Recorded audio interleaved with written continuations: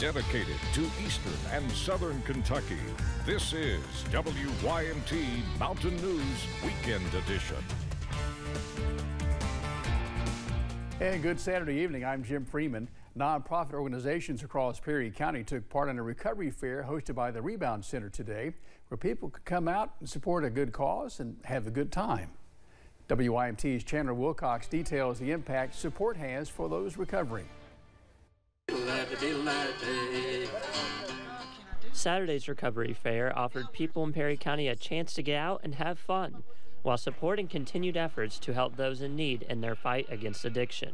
It's a community of resources for all people. Working together as a community to help shed the stigma of drug addiction and the damaging consequences it can have on people needing some extra help along the way. People just have the opinion that anybody that's using drugs is just no good and things like that, but it's generational. And we want to stop it. Fighting a battle many in the area did not want to acknowledge in the not-too-distant past. And I'm really proud that Hazard is doing this because 10 years ago, 15 years ago, 20 years ago, there was such a huge stigma on being an addict that you couldn't come forward and ask for help. Recovery support organizations want people to understand what resources are available. People feel like it's hopeless in this area, and we just want to all get together and spread the word that you can recover from it. And events like the Recovery Fair at Perry County Park, where speakers shared their own recovery stories for all to hear, can give hope to people still struggling with addiction. By it being public like this now, it's easier for people to come forward and admit that they need help and ask for that help and receive that help, because there's obviously so many different opportunities of places they can go get help. Taking steps towards changing or even saving lives. In Perry County, Chandler Wilcox, WYMT Mountain News. Thanks, Chandler. And if you're fighting addiction and need help, you can find resources at WYMT.com. Today is National Trails Day, recognizing the benefits federal, state, and even local trails provide for recreation and getting closer to Mother Nature. In the spirit of that recognition, Pathfinders of Perry County hosted a hike at Perry County Park this morning as a celebration of the trails made there and what they offer physically and mentally to those who take them. Pathfinders David Loxton says hiking makes a person feel more whole. There's tons of research that links a person's activity in the outdoors to mental health, to rehabilitation for physical needs, for emotional bonding, for community involvement. While this hike has come to an end, the opportunity to visit the trails is always open. Anyone who is interested in joining on their next hike can visit the Pathfinders of Perry County Facebook page to find out more. Well, it's no secret that these mountains produce talented musicians, especially in the bluegrass music genre. And one Eastern Kentucky Music Festival is working to highlight local bluegrass artists in a big way. The first Mind-Made Adventure Park Bluegrass Festival kicked off in Knott County this weekend, highlighting numerous bluegrass acts from across the region. Knott County Judge Executive Jeff Dobson says he's proud to support local talent, but he's also proud to help impact the local economy as well. The beauty of this is it's all grant funded.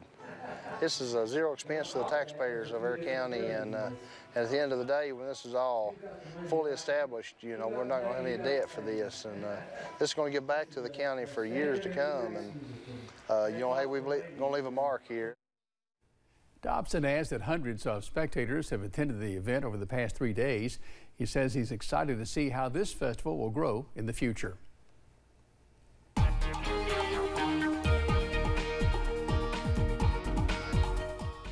Well, the weather is absolutely gorgeous to start the weekend across the mountains. Let's start over at Buffalo Mountain. All is quiet. Current temperature sitting at 77 degrees with plenty of sunshine and blue sky. Upper 70s is where we should be for this time of the year. 78 in Jackson, 79 for London, Manchester, and Somerset, 77 in Pikeville, and 81 over in Monticello. We are also looking at very comfortable dew points, only in the upper 40s and lower 50s. So the air is dry and it feels amazing as you step out the door.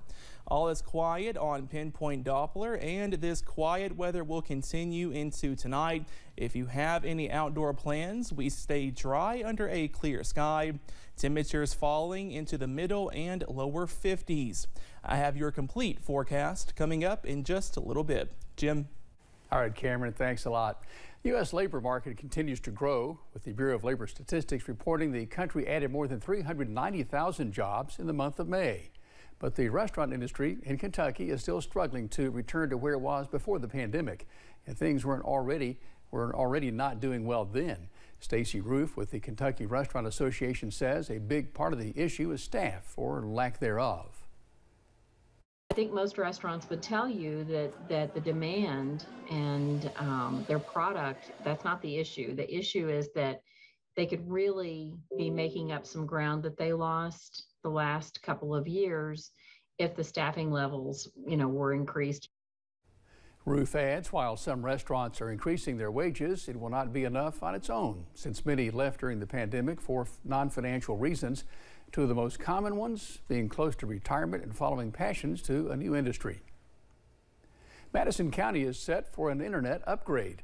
Charter Communications is expanding its fiber optic networks to more than 800 homes and businesses in the county. It'll be a first for some areas. Charter owns and operates Spectrum. The new initiative begins on Monday. State and local leaders will be there to kick it off. A tour bus with more than 60 Vietnam veterans made its way from Lexington to Louisville today to visit Elizabethtown's Vietnam Memorial Wall. The replica wall is located inside Elizabethtown Nature Park and was built to make sure Kentuckians who cannot make a trip to the real Memorial Wall, our national capital, still have the way to pay their respects. The visiting veterans were all awarded a medallion, a coin, and certificates from the city thanking them for their service. Organizers say the day was also educational. And then after that, we let school kids and everybody help them come up here and get tracings off the wall like that. And we have a kiosk up here with a book and paper and tape so they can do all that. And let the kids interview them. So we're teaching the kids and they're getting education off the wall too. And plus we're helping the veterans get the healing. And that's what we built this wall for, is healing.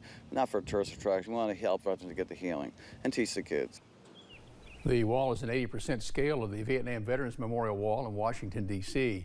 It consists of more than 58,000 names of the brave men and women who served in Vietnam, both living and dead. Still to come, Congress is weighing gun control legislation as demonstrations are held across the country calling for change. And a look at how tensions between Russia and Ukraine are leaving a mark on the World Wide Web.